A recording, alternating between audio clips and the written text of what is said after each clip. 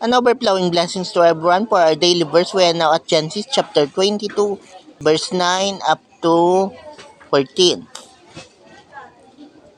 When they reached the place that God had told him about, Abraham built an altar and placed the wood on it.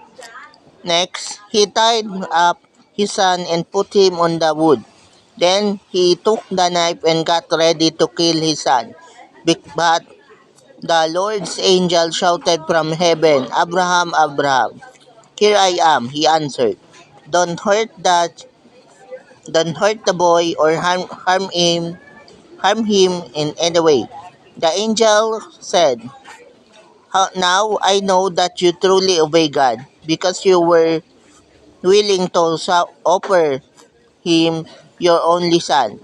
Abraham looked up and saw a ram caught by its horns in the bushes. So he took the ram and sacrificed it in place of his son. Abraham named the place, The Lord Will Provide.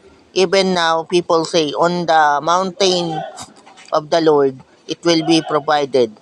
So in this passage, we can see the power of divine intervention. Because Abraham obeyed God, the Lord do something in behalf of Abraham.